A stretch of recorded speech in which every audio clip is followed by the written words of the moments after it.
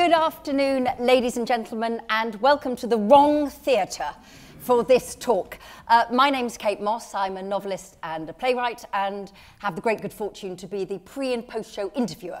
A non-job that I was got into by a certain Dale Rooks, who is here, and you will also be observant. If you have been reading the programme, you will know that it should be Bryony Lavery at the end. Unfortunately, Bryony can't be here today, but we have the one and only Simon Higlett, who is the designer, and you will know much of his work, not least of all the wonderful set for the Acheborn last year. But the list of Simon and Dale's credits is too long to go through. But we're here to celebrate what will be a world premiere opening next week. It's just started its previews. David Walliams' The Midnight Gang, which has been adapted by Bryony Lavery with new music by Joe Stilgoe. And it's the first time that there's been a world premiere of this type directed by Dale Rooks, who you all know as the extraordinary leader of the Youth Theatre and a director anyway. But it's the first time that you've done a show in the main festival season. It is indeed. So long overdue, I think we could all say. Yes, is that how you feel at the moment? Love yes, it. Thank you. Oh. So what we're going to do is we're just going to chat a bit about the production, and then there'll be time for some questions. Before we start, who has already seen The Midnight Gang? Well, that is very clever, because it's only had about 3 shows. And who is going in today, later on? Brilliant. Okay, well, we will try not to spoil anything, but that gives you a sense of where we are. Thank you. So Dale, hello. Hello. Hello. Congratulations on having this extraordinary thing. It's the first time there's ever been a family show as well in the Festival Theatre season, and I think that says a great deal for what you've achieved and what Daniel wants to achieve for the theatre and all of those sorts of things. So can you tell me a little bit about how it comes to be a world premiere, why you've decided to do an adaptation, a brand new play, rather than an old favourite, as it were, that we might all have seen before? Yes, I'm always looking for fantastic opportunities to share work with young audiences.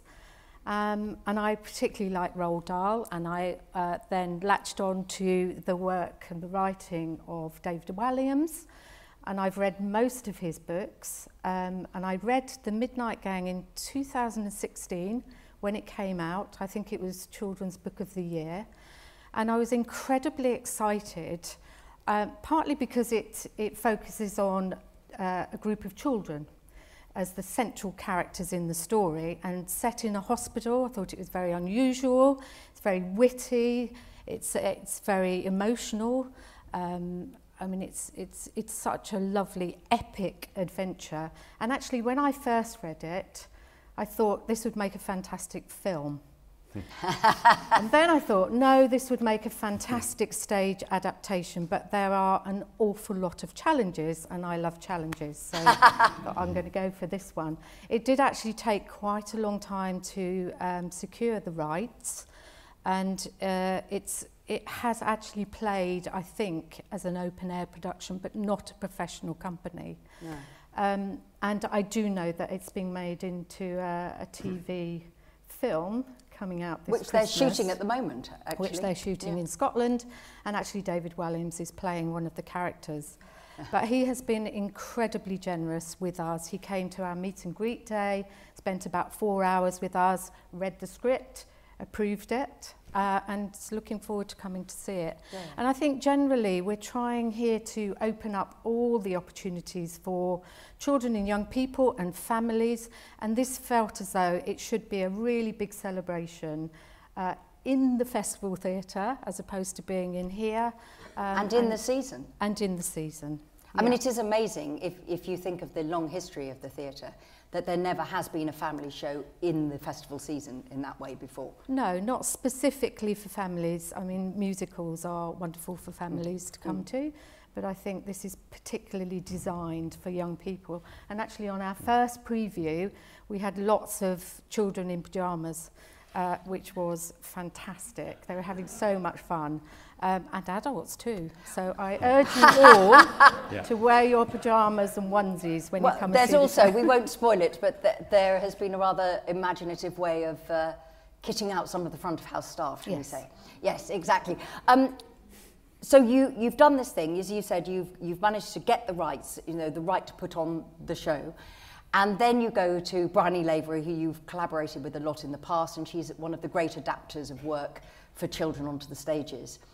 How do you two then decide how faithful you're going to be to the book, how you're going to maybe big up one character or dial down another? You know, Walliams is very popular, so children will know the story. So how do you decide what goes in, what goes out, and how you make it a stage thing, not a written thing on the page? First of all, we discussed that it should be very truthful and very faithful to the novel, particularly if young people are coming to see it and there's an expectation from them to identify with certain characters and themes within the play. So we did really want to keep it as close as we could to the novel, which I think we have done. In terms of the characters as well, we felt that we needed to heighten them. There's something about David Walliams' writing that makes these characters enormous caricatures. So we really, really wanted to work on that aspect. When we started out, Bryony wrote a first draft from the novel, using the novel, and then we did a big development week with a group of young children. In fact, some of the actors that you see on stage came and helped, but by then I had actually cast them. And we had some other professional actors helping us to develop the script. And when you say that, do you mean that it looks great on the page, but when you hear it spoken in the space, it suddenly doesn't quite tell the story? You know, what do you mean by you're developing it? Yeah, it's very different. I think you have to hear something. As a director, you can't just read something and think, oh yes, that will be absolutely fine. You need to hear voices. You need to play with the ideas and the concepts and the words themselves. And it also has music, so we included the music element in the development week so that we could ensure that the lyrics were telling the story, properly telling the story. So we worked with Joe Stilgoe as our composer, and that's the first time I've ever worked with him. So it's everybody working together in a big collaborative way to make sure that we're really, really telling the story from the novel. So that the young people who come clutching a copy of it, they go out feeling they've seen that, not absolutely, yeah, something of that. So you just mentioned the music from Joe Stilgoe. How do you decide? Because you know it's a novel. There's no singing in the novel. I mean, you know, in terms of a score or anything. So when you're going through, do you think we need a change of pace here, so we need a song here? Or do you decide that one character needs to come to life a bit more, so needs their own song? How did you and Joe work that? I'm sorry, I will come to you, Simon. It's just, sadly, you can't answer about the composing or the writing. Nearly there. It's a little bit of both. I think sometimes you feel that a character does need a song, for example, the matron or maybe the porter. But also you sort of find the points together where you need to texture and layer and colour the story with something. And it might be that it just needs a big burst of energy at one particular point. For example, Tootsie, who is the canteen lady in the hospital, we just felt that there should be an enormous, almost Tina Turner sort of surge style. Event, yeah. Yes, absolutely. To brighten the children's day in the hospital ward because they've been so badly treated by the matron herself, who hates children, shouldn't be working there. So you do find those moments quite quickly and quite automatically, actually. Yeah. And I want to ask a bit more about the casting and the different characters in a moment, but I don't want Simon to go to sleep or feel snubbed. And in a way, I'm delighted. I know a couple of you have already seen it, but it's rather wonderful that we're in here because those of you who are going in tonight are going to get the full glory of the set. And it is a wonderful set. I mean, it's a complicated set. Can you say a little bit about, pretend Dale isn't here. So when you get the call and it's that Dale Rooks on the phone, you know, how do you go about your design, listening to what the director needs, what you feel it needs? You know, talk us through that process a bit. The first thing I did, of course, was read the book, and I remember feeling slightly terrified because it's enormously visually challenging, I think, and usually working with Dale, you know, we have a shorthand now. We can do things quite quickly with our youth theatre things. But this was, I just thought, how on earth can I do this? It's some of those situations that the children then get into on those dreams, and we hadn't quite decided what dreams we were going to stage at that point, because the book is full of other situations it goes to, and I was thinking, it's not big enough. It's not, you know, there's not enough things on the stage, so or equipment or engineering to make that work, because I knew a lot of it would have to be engineering, and the baffling. And so what I did was list all the locations, and annoyingly, it goes back to the Children's Ward quite a lot.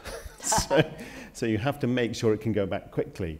And the worst thing to put on that stage are beds, because people are in beds, they lie down, you can't see them, and you're kind of tied to the back wall, because if you put them at the sides, those people don't see those people. You know, so that was the hardest thing. So I remember that's the first thing I made.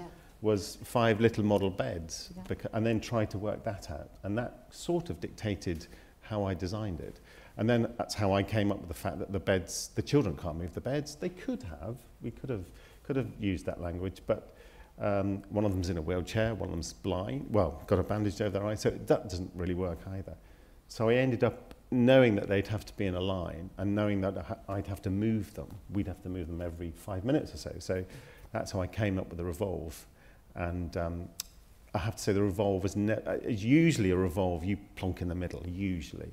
And I put it right to one side, right at the back, which has caused endless problems. Excellent. But So, I mean, there are a couple of wonderful things that you've done, because I won't spoil it, but I think the way you've got around the issue of the lift and going up and down through the floors is just genius. Yeah. You know, but in a way, it's because when you describe the book, and it's about 5 children in a children's ward, it doesn't really tell you anything about the story, and in a way the story is about imagination, isn't it? And the power of imagination to take anybody away from their circumstances into another place. Yeah, definitely. Yeah, I mean, it's as Simon says, it's an epic adventure. These children escape into the basement to alleviate the boredom of being in a children's ward and being ill. So they make up their own dreams, and they all have fantastic ideas, phenomenal ideas of what they'd like to do. So we have to then realise through the set and through the music how we are actually going to achieve that.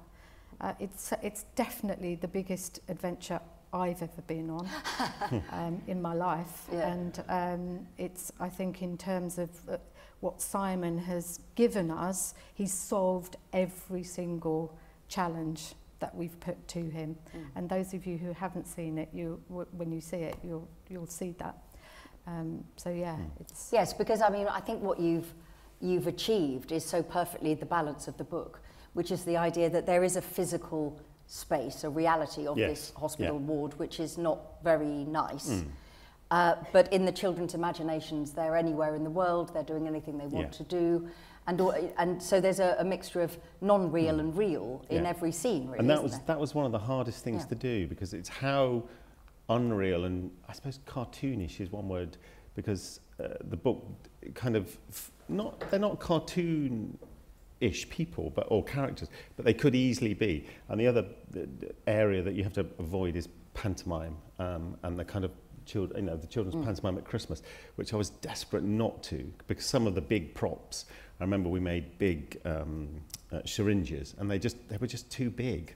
It becomes a kind of what you'd expect it to be, and it's just scaling all that down, and especially dealing with the characters, who are caricatures, but they're beyond caricatures. They're almost surreal, some of those characters. So that was really difficult.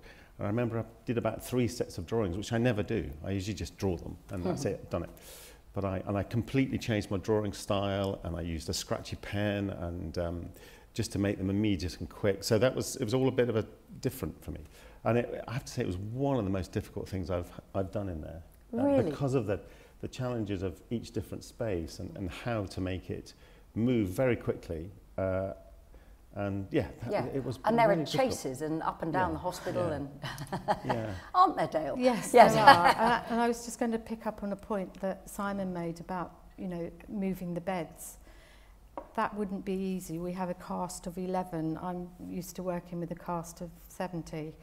And, you know, with a large ensemble of actors, you can actually manoeuvre furniture and things around more readily, but with such a small cast, you have to find alternative ways of those things happening, which it just makes it much more difficult, but actually much more fun. Yeah, absolutely. But you, I mean, everybody here will know the process that, you know, there's rehearsals that happen somewhere else, and then you move into the theatre and everybody sees it for the first time, and then you have a technical rehearsal to practice all of those things. That experience of taking two casts, because you have two casts of children, don't you? You know, there's 5 one team and 5 another team, and then the fixed adult cast, as it were. It's one thing to do it in a rehearsal room, but then to go into the theatre, and you've got to act with your back and your shoulders, and things are going up and down. So how do you help, particularly the younger actors of your company, to keep focused on their performance, rather than the worry about being in the wrong place? You know, how does that work when you move into the theatre? Well, we spent 4 weeks in London in a rehearsal room at the Jerwood, and we have a mark out on the floor, and what I try to do is visualise exactly entrances, exits, performances on stage, always playing to the thrust. So get the young people and the adults into that mindset of it's not a cross arch stage. Some of the young people that I'm working with have been in big West End shows and performed, you know, big musicals, but they're not used to the show. Yes, and by cross arch, I know you all know, but forgive me, you know, so it's a sort of traditional shape like that with curtains that open and shut, and you've got wings. And what we have here is completely different. There's nowhere to hide, really, is there, in a thrust absolutely. stage? Yeah. And I think that's a really important part of the rehearsal process. And hopefully, by making them very secure with a space in a rehearsal room and then being able to transfer over to the Festival Theatre, completely different space, but knowing where those entrances and exits are and being very assured about those and not having to change them too much, although in the technical rehearsal we did obviously find moments where things didn't work and we did change. So in terms of their acting ability, it's about rehearsing a scene and re-rehearsing and re-rehearsing and adding lots of different layers as we go along. The first thing is they have to learn the script, and I like them to be quite quickly off script so that I can really work with them, because when they've got their heads in a script, it's really difficult. The two teams has again been a little bit of a challenge in terms of the logistics of when we can and can't rehearse with young people. They have to have 15 hours of schooling. So the two teams have been rehearsing separately and very little time together. So when you rehearse with one team, you have to do exactly the same thing with the second team, and they haven't watched the first team in the space. So the challenge actually there is for the adult actors, presumably, doing everything twice. Yes. And presumably, you know, I saw a company last night, and I'm looking forward to seeing the other team, and they were really strong performances, different. I imagine they're different. But for the adult actors, is that a thing about one child might get a bigger laugh on that line than the other one does? I mean, how do the adults adapt around those different performances? There's obviously a very different dynamic between the two teams. And for the adults, sometimes things are played slightly differently between one member of the young cast and another, so they have to be very adaptable and very quick to that. But again, I think it's about being really secure with where they are on stage, what's happening at that time, and you know, it's about all the story beats, really telling each story beat, so we're not moving on. Young people tend to preempt things. They have a thought and then they're on to the next one, and it's about training them to follow that thought through. So, you know, we really understand that part of the storytelling before we go on to the next thing. And what, I mean, both of you for this, I hadn't read the book and I didn't really know what to expect. And I think I came out thinking that in a way, it was a play about kindness. I mean, how would you describe it in terms of its emotional heart as opposed to the storytelling heart? I think it is about kindness, and it's about difference, and understanding and celebrating differences. There's a character in the story, the porter, who's quite disfigured, and he's been abandoned as a baby, and nobody really cares for him, and he's grown up, you know, within the hospital. And we've talked a lot about, you know, what kindness means, what kind of diversity means, I guess. But also, each of the children have different and, I suppose, quite extreme illnesses. As Simon was saying earlier, we've got one in a wheelchair who's broken her arms and legs. We've got one who's got eyesight problems, one who's quite ginormous because he eats too much and he's had a tonsillitis and had an operation, and then we've got a little girl with cancer. So we talked a great deal about, you know, the sensitivity around some of those subjects. But I think it's also, because it's witty and it's very heartwarming as a story, there are a lot of messages that come through. I mean, I get caught each night in one particular part of the story that just makes me weep. Because it's really, really moving. Yeah, and brilliantly done, if it's the same bit. We'll discuss afterwards, if it's the bit that set me off yesterday. I was going to say, I think it's the humour that makes it acceptable. Because it's how do you, when I was trying to draw the porter or imagine the porter, I mean, he's a very disfigured person, and that's quite hard to do without turning it into a kind of horror film, which we did. Our first attempt was, I remember coming on stage and thinking, whoa, no, that's way too much. So we kind of reined that back. But that's been quite tricky with all the adult characters, actually. It's just finding a level that's acceptable. And Matron's another one. She's thoroughly bad, but it's finding a way of presenting that in a humorous manner that makes it work, makes it acceptable, without becoming just horrible. So that's... or too sentimental. Or yeah, exactly. Yeah, the other way, yeah. Yes, because there is there is darkness in this story, but there is also resolution that is satisfying and good. Yeah. So presumably you all the way through are sort of moving us towards that point. It's what it felt like last night. It felt very warm at the end. Yeah. I mean, just going back to one of the girls who is the young patient with cancer, she has to wear a bald cap. So when we were auditioning, again, there was a lot of sensitivity as to, you know, whether the girls would have to have their hair cut off, in order to be able to do that. But we've tried to make that character also enjoy life and see the positivities in life, surrounded by the gang members, the other gang members. So again, not making it too sentimental, but understanding that that is what happens. You know, some children are in hospital who are more seriously ill than others.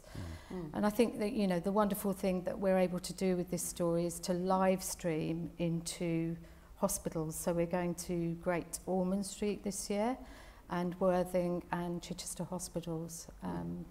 So hopefully there'll be a huge And interesting, I should say about the bald cap, we thought, oh yes, the poor two little girls are going to have their head shaved, and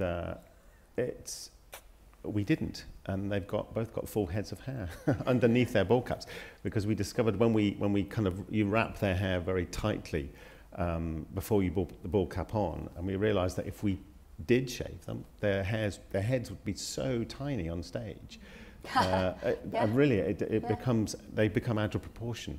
So we left their head of hair on, so they're actually slightly bigger than they should be. But on the size of that scale of that stage, it works very well. So they're all fine. I think also, before we go out to audience questions, I think one of the things that I enjoyed so much was there's often quite a lot of negativity about groups of children, and particularly the word gang is usually used with a sort of pejorative sense, or whatever. Whereas this is, in a way, the young people teaching older people there's a better way to behave and to see things. So that's actually very old-fashioned storytelling, isn't it? Actually, it's back to Blighton and all of those stories, that the children are the ones that sort it out and can be trusted. Yeah, and there's a lot of solidarity between them as a gang. Yeah. And also, I think the other thing that you do so well, and the young people that I saw last night did so brilliantly, was the idea that you are more than your illness. So there's a girl who has cancer, but she's herself. There's a boy who is, you know, is big, but he's still himself, and the way their personalities come out, you know, through that. And they never seemed archetypes. They just seemed like, you know, this is George and this is, you know. That. And I think some of the lines in the play help us enormously because they get that message across. Like, kindness is the most important thing. And now you know how it feels to be hurt, is, you know, a response from one of the patients to the matron who's been so cruel and unkind. But you've been working on this, Dale, for a very long time, and Simon for a long time, and the creative team. When you see it on the stage, does it look how you imagined it would be in your head? You know, have you produced the show that when you first thought, yes, I want to do this, is it the show that you thought you'd do, or as you've worked harder on it, it's gone its own way? Tell you next week. Brilliant. Right, we have time for some questions. And Louise has got a microphone and Greg has got his hand up. No, that's you, Greg. You've got your hand up. You've got 10 school-age children in the production in 2 teams. Can you tell us something about how many school-age children you auditioned and how you approached auditioning them for this particular production? And what did you ask them to do, for example? And what skills were you looking for from them? Okay. Thank you. So we actually worked with a casting director from London who I'd worked with before, and she's particularly good at casting children.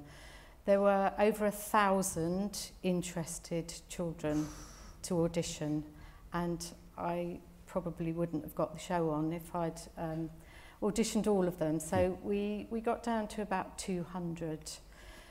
What we were looking for were children who'd had a little bit of experience, some experience on stage, who had strong singing voices.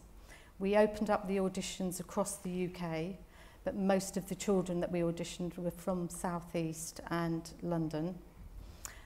We asked them to do a number of things, improvisation, so take a couple of ideas around themes within the novel and perform something that they just did on the spot. We asked them to read a little bit of text, and we asked them to sing, and then we had recalls. So from the 200 we got down to about 50, and then we went into a third recall, and I had about 35 children to cast 10. And is the way that they work together, do you start, just following on from that question, do you start to put them into groups because you can see that if you have that child, then a child like this would fit better? You know, do you do it like that? Initially, I looked at just the individual characters and then the dynamics of the group, and also how well they could work together. That was really important. So it's very easy to spot maybe a child who wants to be the star but doesn't want to be part of the rest of the group. And I think just through possibly my experience of working with young people, I could see that, and I wanted them to be a gang and to really work in a collaborative way, and that was very important. But you have, as well as some people, young people who've already appeared in West End shows, you also have youth theatre members. Yep, we have, there were quite a number of youth theatre members that auditioned, and I think perhaps their singing ability wasn't quite up to some children who'd been in West End shows such as School of Rock and Matilda, all the other big shows. So yeah, but we do have one youth theatre member in the show. Yeah, which is a great testament to the youth theatre, isn't it? Yeah. Really, you know, yeah, it's lovely. Thank you. Gentleman there, thank you. Thanks, Louise. Hello, I thought the first night was fantastic. I was there, and I didn't bring my pink frilly dress, I'm sorry. But my question's really about expectation.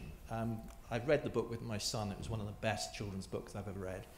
But the setting of the story is very clearly London, and you see Big Ben, and you hear the 12 bongs, and you even see Big Ben on the cover of your programme. So my question really was for Simon. Did you deliberately intend to de-Londonify the setting? Because clearly you had the clock, but not the tower. Yeah, I did actually. I didn't. Yes, that's an interesting question.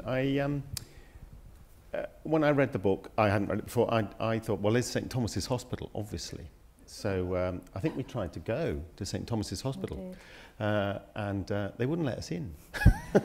Yeah, it does sound a bit dodgy. Yeah, Can we come in with a camera? Really want you wandering around the hospital.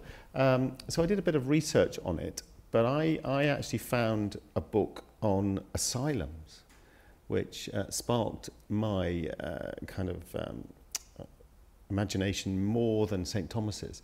And I just thought, I don't want to do a skyline of London. It's kind of, and it is there in the book, but it's not what it's about, I don't think, if you know what I mean. It's much more universal than that. So I resisted it, and I thought, we'll just have the face of Big Ben, but that's my only reference point, I think. Yeah, if that answers the question.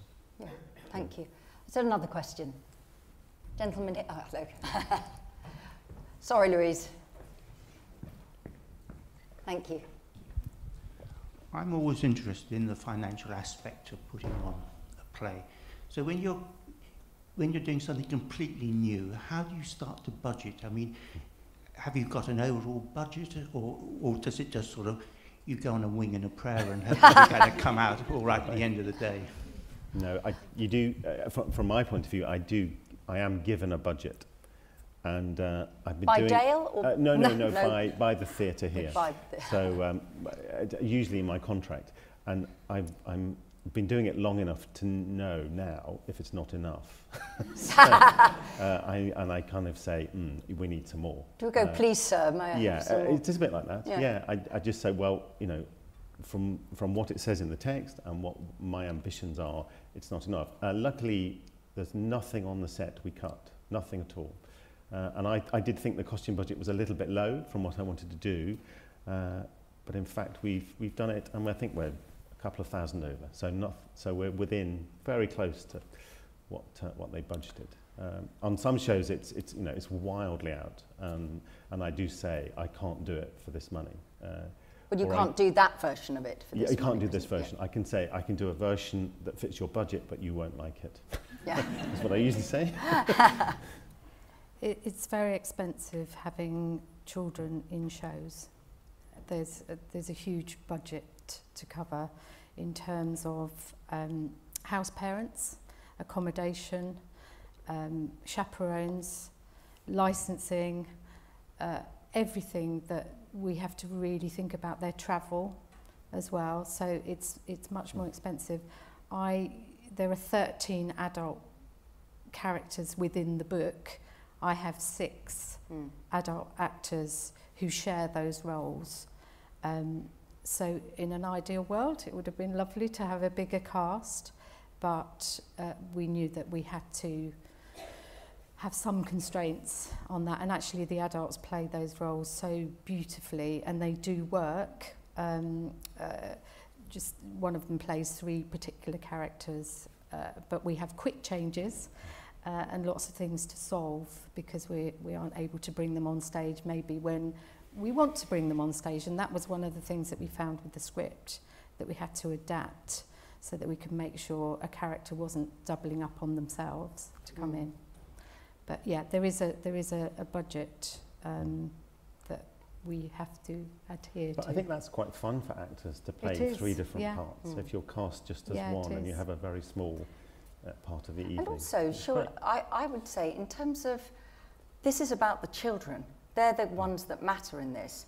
And in a funny sort of way, if you'd had every adult being played by someone different, it would have felt like grown-ups with some kids. Yes. Whereas actually it feels the other way around. And I felt that was quite powerful, actually. Yeah, they have, the adults are cameo roles, really.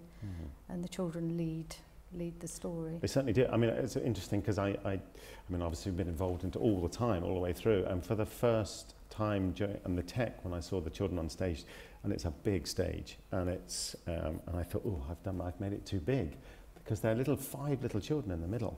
But those fears have gone away. They really fill it. and it's kind of on their shoulders. I had appreciated it, but when you see them, they're tiny on the size of the stage, you think, wow, that's quite some achievement to do what they're doing. But it also makes us feel not pity for them, Yeah. but it really sums up that they are tiny in this big adult world, and they have very little control. So it does work. Yeah, absolutely. So another question. Hidden in the middle of the dark. That is really bad luck. Hang on, young man, she's coming. Louise is coming.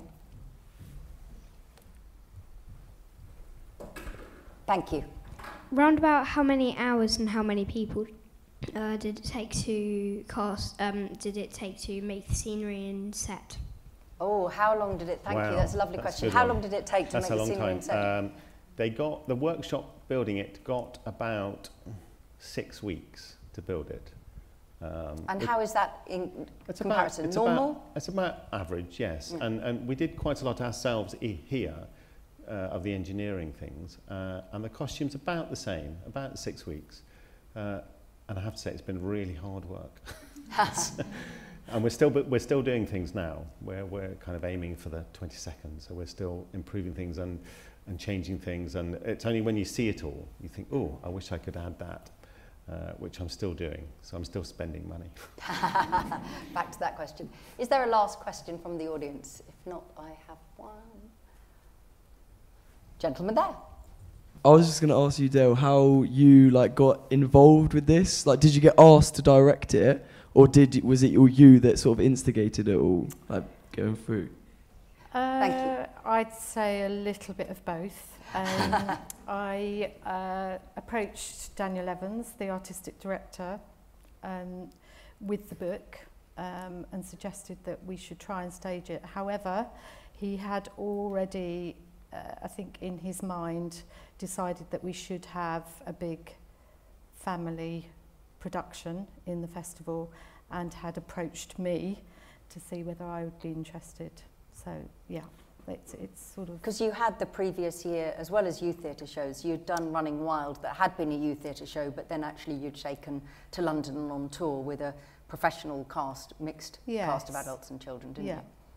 So it's... and how's it been? Exhausting. Don't say ask me on Monday. No, but I mean in terms of the difference, you know, the pattern of your work compared to the pattern of your work with youth theatre, how different Brilliant, has it been? because it's been such a big learning curve in so many ways. I mean, the structure of, putting on a production is similar with youth theatre to an adult professional cast and children together, but I think I have learned so much. And there are some things that I would do differently next time, and others that I would keep the same. So, yeah, it's been a massive learning curve and an enormous adventure. I mean, I have really loved it, and I've got so many wonderful people around. The creative team, whom I've worked with before, are just brilliant. So I feel I'm very lucky to have that support. Well, Especially I think Simon. It's a wonderful team, and for those of you who haven't yet seen it, it's a complete treat. I know you have many previews building up to press night next week. Mm-hmm. Everybody wishes all of you and the company the very best for that, but it's already the most wonderful show, and it makes such a difference having this as part of the festival season, I think, because it does mean that we all feel cradle to grave. This theatre is cradle to grave. I hope nobody obviously pops their clogs in the middle of this. Obviously, that was not entirely what I meant. If you want to listen to any members of the company talking, I'll be doing a post-show on Tuesday the 30th of October in a couple of weeks' time, when members of the cast will come on stage and talk, and they'll share their experiences. Joe Stilgoe, who is the composer and the lyricist, is coming to do a workshop. It's a paid event, and it's on Thursday the 1st of November at 7 o'clock in the Festival Theatre, but there are tickets left for that. So if you're interested in knowing how a lyricist and composer works with a director and works with a text, that's certainly something for you. And then the final thing is on Saturday the 3rd of November is what's called Midnight Adventure. And it says, explore what might happen beyond bedtime. It's a workshop for 5+. So, no, but again, you can get tickets from the box office there. But again, I think it's all part of the explaining of the creative process, because one of the things that Dale and the Youth Theatre does, and Simon has done with many shows here, is that every time you go to the theatre, there might be somebody in the audience who falls that first time in love with theatre and could be a theatre maker. And these sorts of things help bring new people and new ideas into the world that you are already creating. So ladies and gentlemen, can you please thank Dale Rooks and Simon Higlett.